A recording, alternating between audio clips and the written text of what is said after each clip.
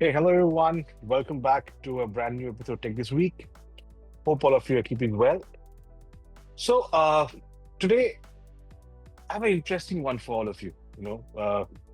Today's episode is not about what's new in technology, something that I usually tell everyone.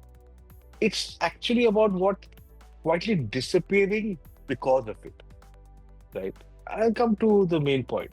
Uh, you know, all of us live in an age where we worship literally convenience. Think of it. I mean, think of your daily life. One-click orders, instant deliveries, digital payments, automated replies thanks to AI. Everything works faster, smoother, easier. Life could not have been better, isn't it? But here's a paradox.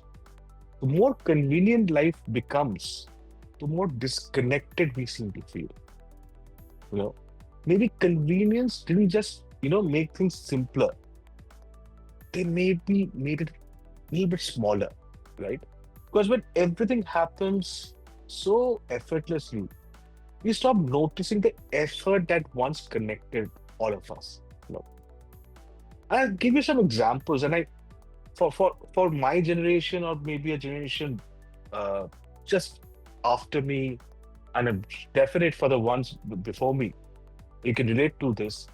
Remember when a photo album we went through during a break, summer breaks, winter breaks? Yeah, it was literally a living, breathing archival of life.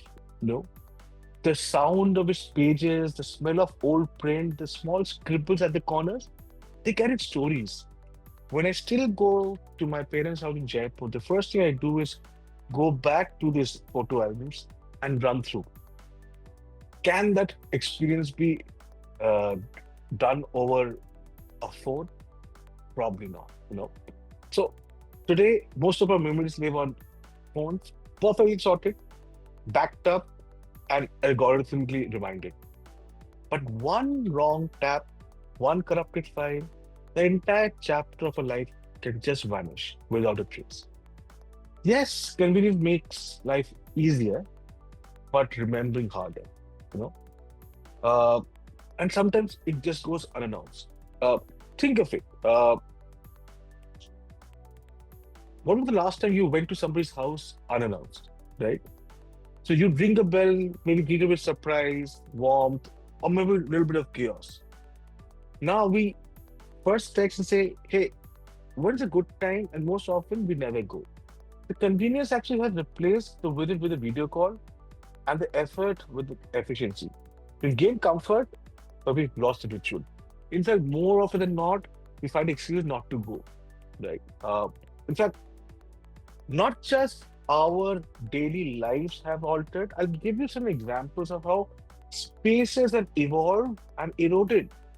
You know, so convenience has not just altered our day-to-day behavior, but it actually is gradually killing some of our common spaces.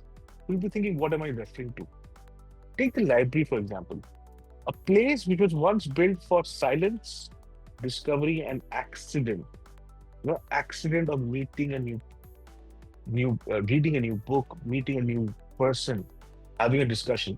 You go looking for one book and find three others that change your life, right? Remember those days? Soon that idea of library as a space of wandering thoughts may not exist at all. Search bars have replaced shelves. We no longer browse, we filter. But was the library ever was just a place to find books? Think of it. How many times have you gone to a library just to read? You did so much more than that. You know, was it not a place that taught us to slow down, to sit among strangers, to share curiosity, just saying a word?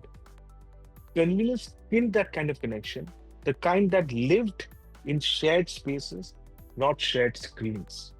You know, uh, in fact, if you think of it, technology actually has quietly made life frictionless. And you think the first answer to that is, isn't it a good thing? Yes, in most of the times, yes. But friction wasn't always a bad thing.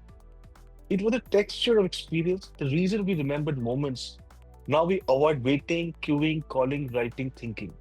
Every inconvenience has a shortcut, and every shortcut removes a small piece of human depth. We used to say technology brings people closer, but maybe it's only brought people closer to their screens. Because the truth is, connection doesn't come from speed, it comes from presence. And presence demands time, attention, and a little bit of inconvenience. In each of the examples discussed, technology has made things easier, faster, and cheaper. I'm not denying it, right? But also lonelier, more transactional, and less memorable. But this is where it gets interesting. This podcast of mine today is not about tarnishing the image of technology. It's not about what's the peril of using technology. This is not to criticize technology. That is not the point. The question that I'm really actually asking is, can technology also help us to rediscover what makes us happy? Can it become not just a tool of productivity, but a guide for better living? Just imagine this. I'll give you a few examples. Your reading app suggests going to a nearby library because it notices you've been reading alone for too long and could benefit from real world interactions. Your phone reminds you to print photos from your last vacation, not just store them, because tangible memories improve emotional well being. Your digital assistant notices your food orders have gone up and suggests visiting your neighborhood market, not to save money, but to reconnect with the community. Your smartwatch tracks not just your steps, but your emotional highs and tells you that conversations with friends at the park brought you more happiness than the screen ever did. It's a much more empathetical perspective that technology should and hopefully bring in future. We don't need more technology. We need technology that understands us, where tech becomes reflective, not just responsive, where devices don't just serve content, but serve choices that align with your values, mood, and long-term well-being. Technology has done a phenomenal job solving issues of productivity, for speed, for convenience. But it's time now it starts chasing, something where we talk about the quality of life, true quality of life. The next wave of innovation must be purpose-led, not just profit-driven. It must move beyond efficiency and enter the realm of empathy. This is where human-centered AI will play a defining role. Imagine systems that don't just track your clicks, but understand your rhythms, your joy, your mental wellness. Algorithms that nudge you towards balance, not burnout. Smart assistants that don't just remind you of meetings, but remind you to call a friend, take a walk, or revisit something that made you feel alive.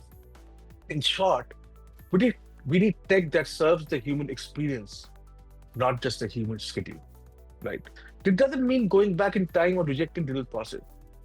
It means designing forward with interactions. The tool we build must help us to choose better, not just faster, live deeper, not just easier. And that's the future that's worth building. Think of it. Would love to hear from all of you through your comments. Have a lovely week ahead. Bye for now.